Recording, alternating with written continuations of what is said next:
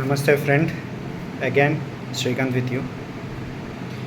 Friends, నిన్న ఒక friend నాకు వాట్సాప్లో మెసేజ్ చేశారు. నిన్న వీడియో పెట్టాను కదా, వీడియో చూసిన తర్వాత నేను ఏ కోర్సెస్ ఆఫర్ చేస్తున్నాను ఇవన్నీ విని నాకు ఒక మెసేజ్ పెట్టారు.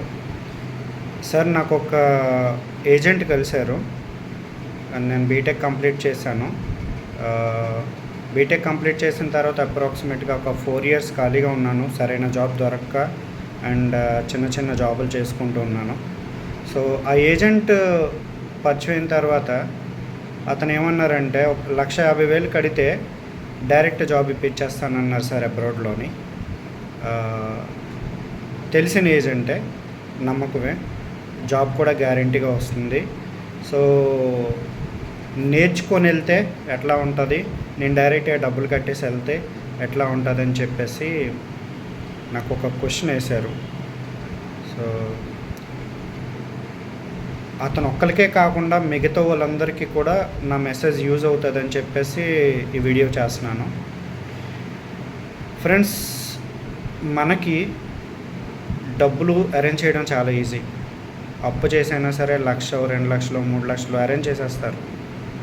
బట్ అది పద్ధతి కాదు.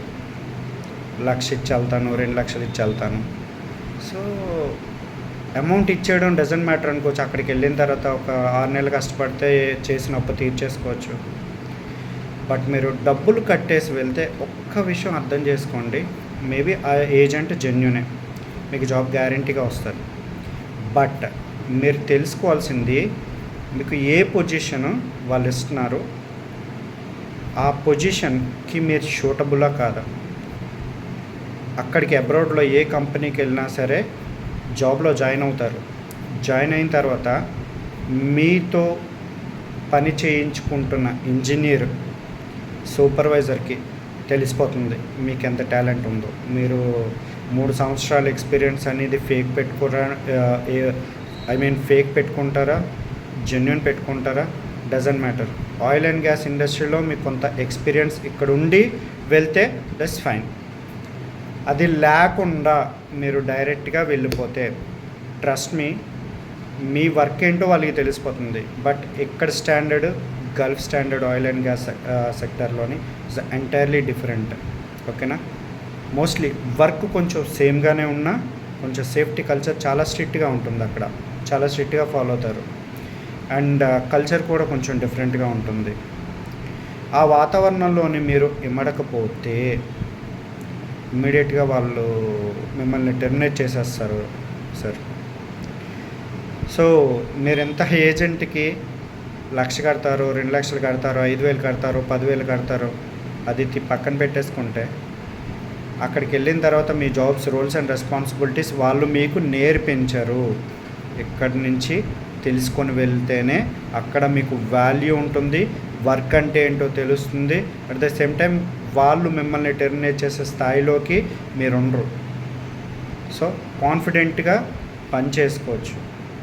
ఇప్పుడు ఏజెంట్కి డబ్బులు కట్టేసి 0 knowledgeతో వెళ్తున్నారు సార్ మీరు. సో 0 knowledgeతో వెళ్ళినప్పుడు అఫ్కోర్స్ అక్కడి నుంచి మిమ్మల్ని ఖచ్చితంగా టెర్మినేట్ చేసేస్తారు.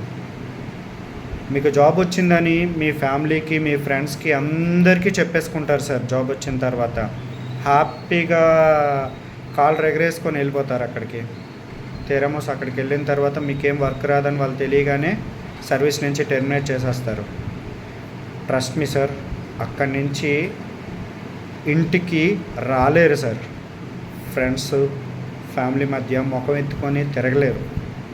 కాబట్టే అలా అదొక్కటే కాదు, చాలా ప్రాబ్లమ్స్ ఉంటాయి. నా పర్సనల్ రిక్వెస్ట్, ఇలాంటి వాళ్ళు ఎంతమంది ఉన్నారో డబ్బులు కట్టి వెళ్ళిపోతాను ఎందుకు నేర్చుకోవడం అనుకున్న వాళ్ళకి. సో ఇదొకటే ఎగ్జాంపుల్ పెట్టుకోండి సార్ ప్లీజ్. నేను కాకపోతే ఎక్కడైనా సరే మీరు సబ్జెక్ట్ నేర్చుకోండి సార్.